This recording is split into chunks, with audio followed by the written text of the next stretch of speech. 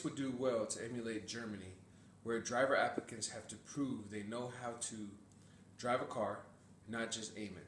That was a quote by Walter D. Moore, who was a retired police officer. What I'm here to talk to you about today is talk to you about how driving in Germany is a lot better than driving in the United States. And the experience I have when it comes to this is I've actually have about 12 to 13 years experience driving in the United States and about 5 to 6 years driving over here in Germany. So what we're going to cover when it comes to on why Germany is better than driving in the United States is the 5 reasons, and those reasons are the process to acquire a driver's license, the process compared to the United States and Germany, the vehicle registration and inspection process, the differences between the two countries when it comes to that, obeying the laws of the road, police presence and camera traffic violation camera systems, and the quality of roads. But first off, we'll start off with process to acquire a driver's license. It's a big difference when it comes to acquire a driver's license when it comes to the United States and Germany.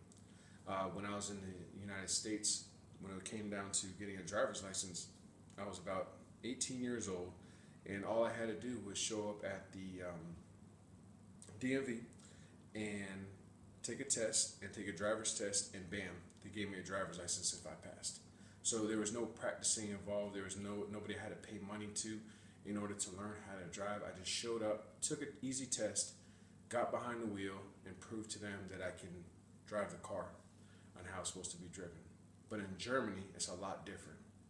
In Germany, you could pay up to 3,000 euro just to acquire a driver's license. In order to acquire a driver's license, you have to show proof that you took 10 to 12 lessons on how to drive a car. So you actually have to go out and spend money to a school and actually attend 10 to 12 driver's ed classes. So those classes can go up to about 3,000 euro. It's very expensive in order to do so. When it comes to being in the military over here and acquiring a driver's license, we have a SOFA agreement between the U.S. and Germany. And all we have to do is actually take a 96-hour computer-based training program. And at the end, there's a 100-question test where we have to get a 90% to acquire a USER European or just Germany driver's license. I know a lot of guys at work that actually failed their test multiple times because it's a very difficult test.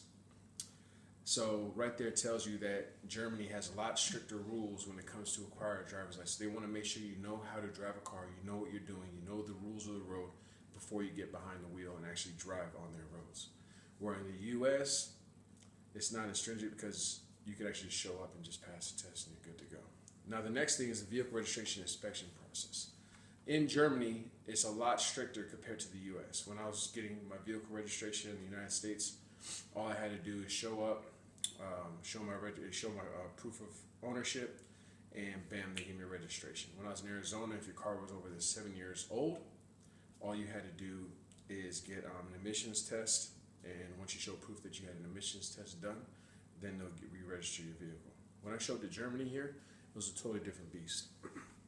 When I showed up to the inspection process area base, I pulled up, and there was this German mechanic there, and he got behind the wheel, he checked all my lights, my blinkers and everything, and then from there he threw it up onto this machine where they spin your wheels extremely fast, like up to about 80 miles per hour, and you'll slam on the brakes to test your brakes to make sure your brakes are working. Then he'll check the tread of your tires, and he'll check the whole undercarriage to make sure everything is functioning correctly.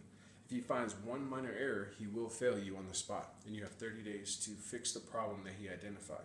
If you don't fix the problem that he identified, then you're up there. Then they'll charge you a fee, an extra fee on top of the registration fee. So when it comes to the vehicle registration inspection process, it's a pretty tight process over here in Germany, which makes it more difficult to get your vehicle registered because they want to make sure your car is very safe and is operating according to how it's supposed to operate, to make sure that they don't have any bad cars on the road. Because over here, there's no speed limit, so they want to make sure your car can handle the Autobahn on the way it's supposed to be handled. So again, the vehicle registration process and the inspection process is a lot stricter in Germany, and they want to make sure that there's no bad cars on the road. In the U.S., a lot of the cars that you would see on the road there, you will never see on the road in Germany. So every car that's passing you up is pretty well made. The next one's going to be obeying the laws of the road. Here in Germany, a lot of like the zipper, when you merge together, you got the zipper effect. In the United States, the zipper effect, they don't utilize that correctly. You can sit in the left lane and you'll have 3 cars speeding up and not letting you in because they're just in a rush to get to where they're trying to go. In Germany, it's just everything is just organized and well done. It's like they do the zipper effect one at a time when it comes to merging.